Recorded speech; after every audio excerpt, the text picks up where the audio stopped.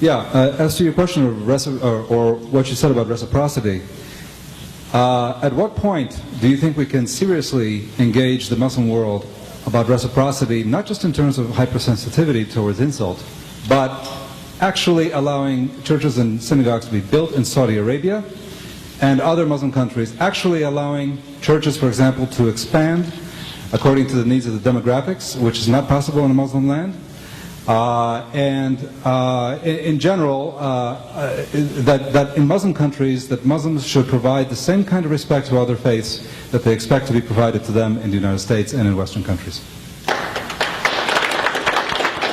I'm all for that. Honestly, I don't see it happening.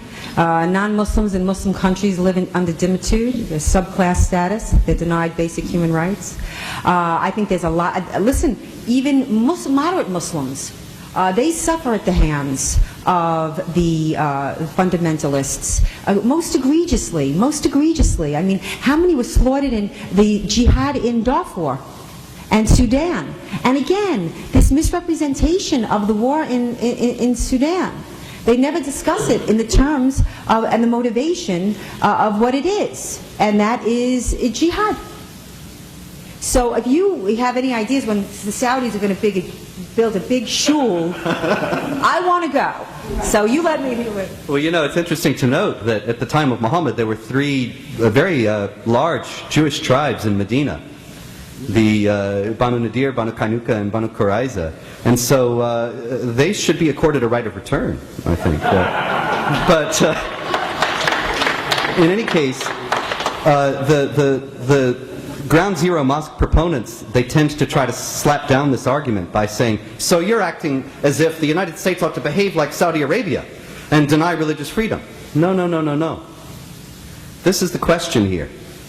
That if Muslims are demanding rights in the United States that the states they came from are not willing to accord to their non-Muslim citizens, then this ought to be an opportunity for the United States government to put pressure upon those governments to improve their human rights record.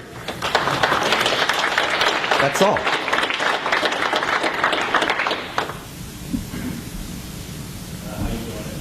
Okay.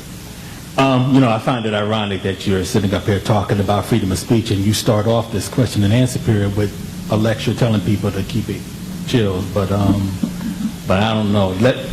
We're adults here. We don't need that. I'll come to your talk. Set it up. Oh, I'll be more than happy to invite you, babe. Great. So here's the thing I got an issue with. You brought up the mosque, how far it's far away, how far enough. You say a couple of blocks. I went to the August 22nd one. I know you didn't have anything to do with that rally. The August 22nd. I know you didn't have anything to do with that, and I know Why don't you ask me about the ones I did? And I am going to talk about the one you did, the one on September 11th. I know that you have been involved with trying to prevent the public school in 2007 from being built. That's far enough away. We had Deborah Garland, the Islamic public school. Yes. I believe in separation of church and state. I believe in separation of mosque and state. Okay, down the line, it would be. And if it was Jewish, if it was, I don't believe public taxpayer dollars should be used to build an Islamic public school. Fair enough. But I'm not done. I am not done. We have mosques and Islamic centers all over this country being threatened. People trying to shut it down. Whether you're talking about what's going on over Manhattan, or Michigan, or California, Tennessee, and we're also talking about even in England. And on top of that, hold on. You're throwing too many things. You gotta let me finish. The mosques are not being protested. No, you can't just throw stuff out there that's not true. Specifically, radical mosques that are tied to the Muslim Brotherhood. Radical mosques in Staten Island, it was the Muslim American Society. In Brooklyn, it's the Muslim American Society, the public face of the Muslim Brotherhood since 1993. Mosques are not being protested, and by the way, according to the FBI last week, hate crimes against Muslims are at their lowest level since 2001. So you know, color me skeptical here. I got another issue. What's up with this English Defense League? What's up? Are you supportive of them?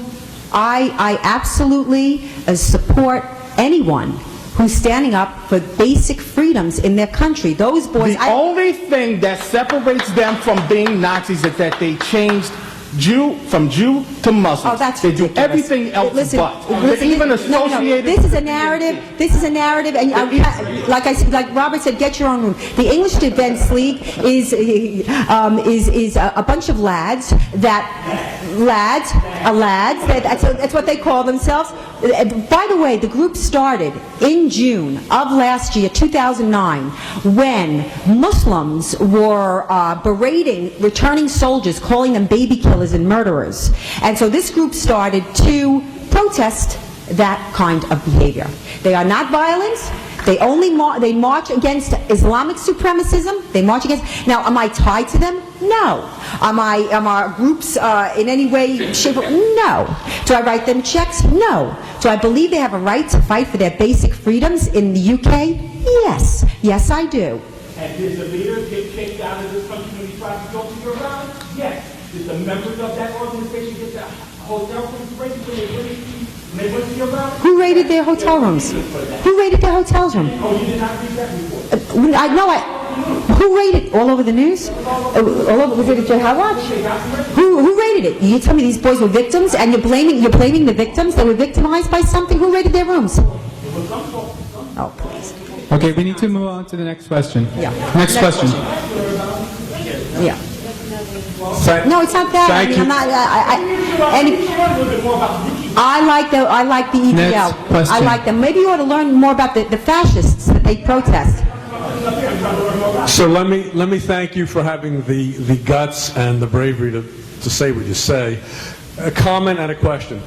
The 9/11 situation, they did not care if they killed 10,000, 50,000, 100,000, 200,000, 1 million people. They didn't care about that. It was irrelevant. Someone told me that if I went to a Muslim country, I'd be called a dimwit or a dahimi or what is dahimitude? I don't understand that concept. Could you explain it so that we can understand what our rights would be? Yes, I would love to, and then Robert, of course, the scholar will take over. Dimitude, as coined by the world's leading scholar on Islam in the West, Bat Yayor. I strongly recommend. I know that she's on all of your curriculum and syllabus, I'm sure of it. BATYE''OR. To be a dhimmi is to live, be allowed to live. It's the third choice, so to speak. You have three choices in Islam. To convert, to submit, to convert, to die, or to live under dhimmi status, which is a non-Muslim living in a Muslim country. You're denied basic human rights. It's a subclass status. You pay an exorbitant tax, a poll tax called the jizya. Say that right? Yeah, thank you. And that's how they funded most of their, their war games. But I'm going to let Robert really. You should get the best. The status of dimitude is founded on the Quran, chapter 9, verse 29, which says, "Fight against those who do not believe in Allah or the last day, and do not forbid what He has forbidden. Do not obey Allah and His Messenger, rather, and do not forbid what He has forbidden, even if they are of the people of the book, until they pay the jizya with willing submission and feel themselves subdued." Now, the people of the book is the Quranic designation for primarily Jews and Christians, or anybody with the revealed scripture. And the jizya, as Pamela noted, is a tax that has to be paid with willing submission, as the protected people, so-called, that's what the word means, feel themselves subdued. This became the foundation for an elaborate legal superstructure in Islamic law that is shared among the various schools of Islamic jurisprudence that mandates a second-class status for non-Muslims in the Islamic State. They are not allowed to hold authority over Muslims. They are not allowed to build new houses of worship or to repair old ones. They have to step off the street like the old Jim Crow South if a Muslim is coming. These laws were abolished in the Ottoman Empire in 1856 under Western pressure. But they remain part of Islamic law as it is constituted by all the various schools, and part of the goal of the Islamic jihad movements around the world is ultimately to institute the fullness of Islamic law, including these laws. They also remain as a cultural hangover all around the Islamic world to varying degrees, such that I know many non-Muslims from Syria who have told me that they left Syria because they found that if they went to apply for certain jobs, they couldn't get them. there was a kind of quiet discrimination. If you were a Christian in Syria, you could rise so high but no higher. The Christians in Pakistan are known by a derogatory nickname, street sweepers, because that's the kind of jobs that they have. Street sweepers, garbage men, and so on. They can't get better jobs because they're not allowed to hold authority over Muslims. There were actually many incidents in Baghdad of marauding bands of people knocking on doors in Christian areas and demanding payment, demanding the jizya, because the state authority wasn't enforcing it, but because they find it in the Islamic scriptures, they believe that it ought to be collected, ought to be enforced. They found it a nice way to make a little bit of a living. In other words, these things are still very much part of the cultural consciousness in very many parts of the Islamic world. It's devilishly hard, so to speak, to get a permit to build a church. Synagogues aren't even on the table since the Jews were expelled from all the lands in the Middle East in 1948.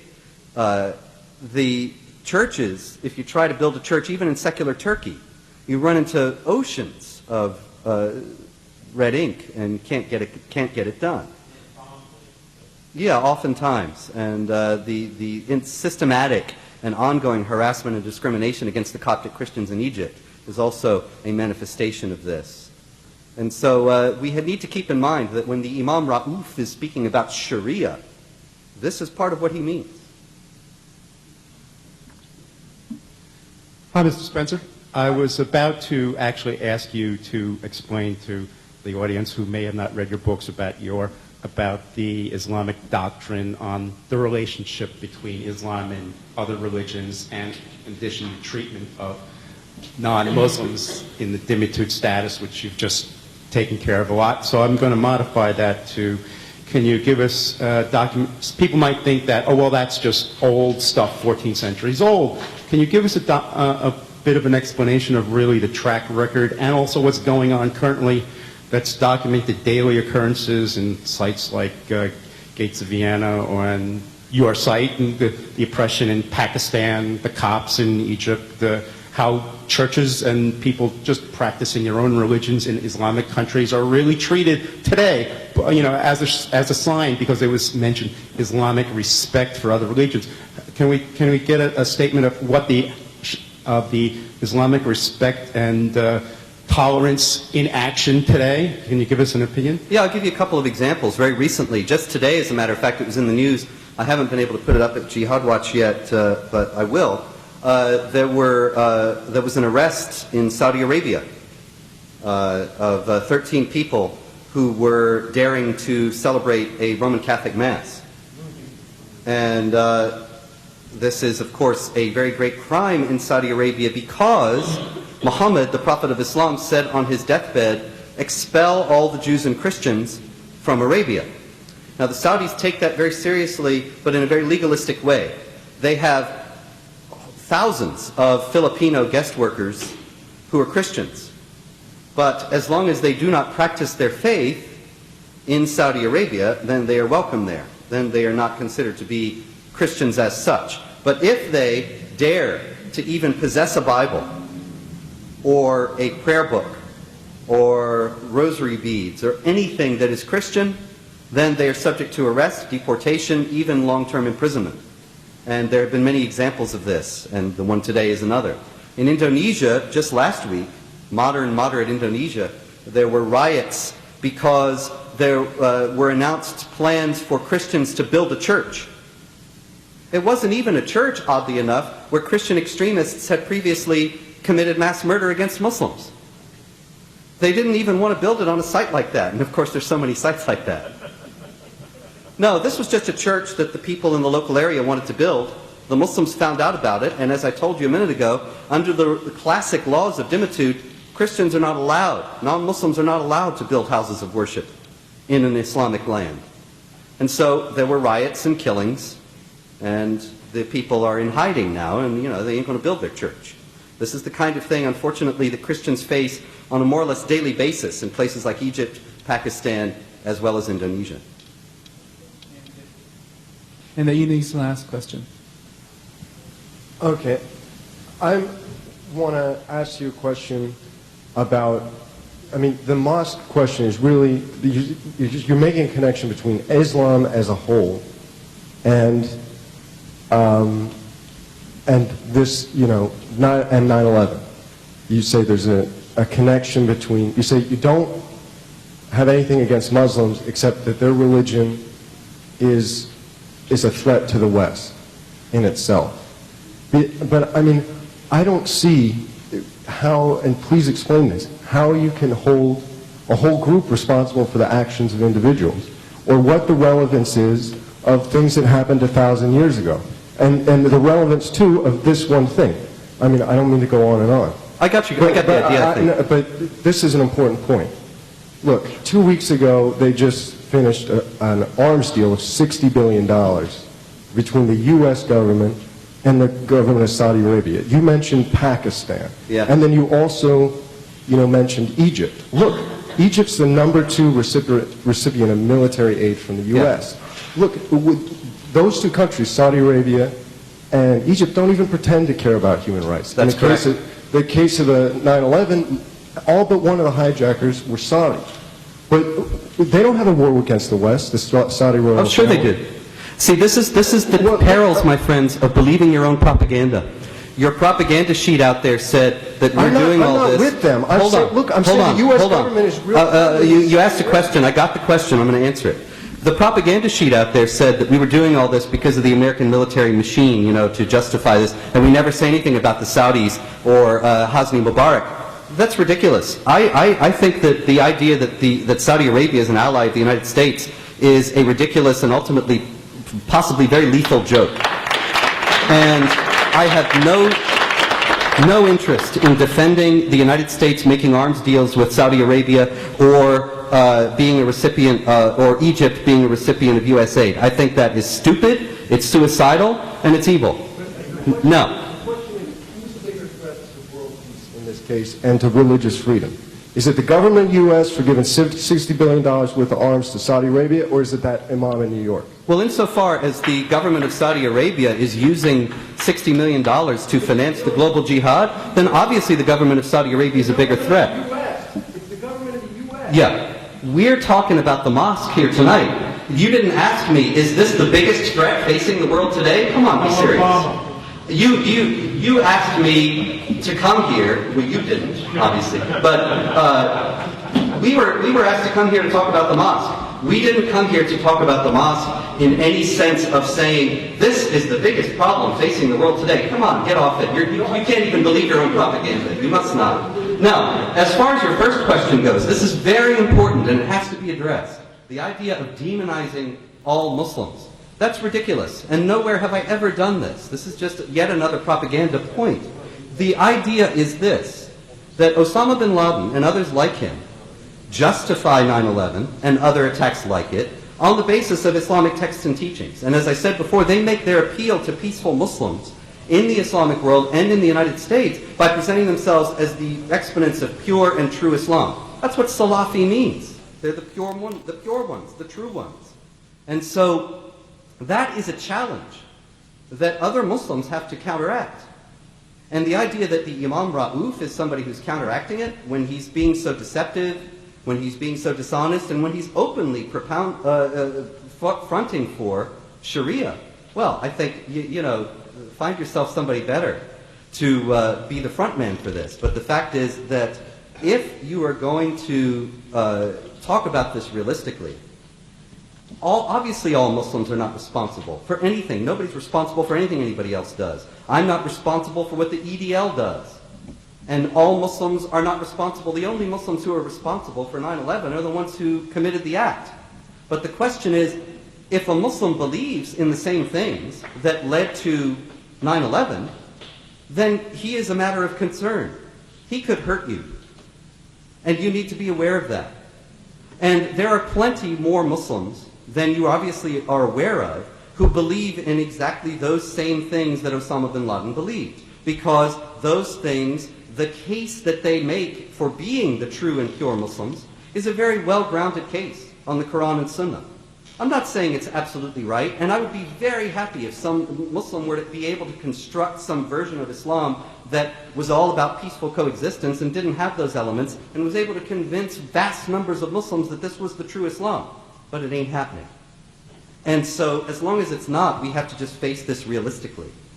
And insofar as somebody like Rauf is propounding for Sharia, that's something that I am going to stand up and say, that is against human rights, that's against human dignity, and we have to stand and resist it.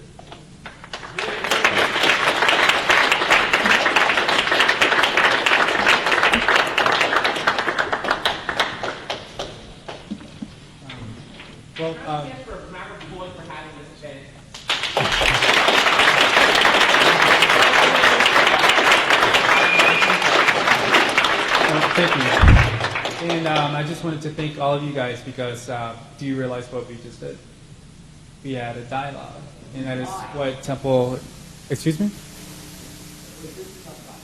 We had a dialogue. Without this opportunity, would this have happened on Temple University's campus? No, no. It has. Excuse me, you are the ones who claimed to want to engage in dialogue with me. You ambushed me. You do not believe. Excuse me. Okay. Religious Studies Club has no credibility with me, and you know that's just the fact. That was the first impression. So I want to thank everybody for coming out and engaging in dialogue. That's the whole purpose of Temple University purpose, and I want to thank again our speakers, Pamela Geller and Robert Spencer.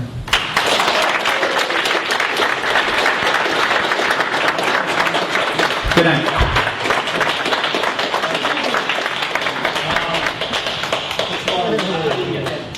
Oh man, who did? And we also militarily funded him. So let me ask you a question. We funded him and gave him weapons to do what he did. What justifies Islamic mayhem and murder in the world? What justifies capitalist imperialist murder? Right. What did the Imam do? What did David Khan do? So what justifies... You just said behavior count. The people who are trying to fight Islamic what justifies... We are Saddam. What justifies imperialist... I'm so happy to live here and to be under our democracy union. And have the right training in other imperialism. So we were never. What is those are all the ways that we are. What is No, we. Whether or not. I don't know if you're wrong.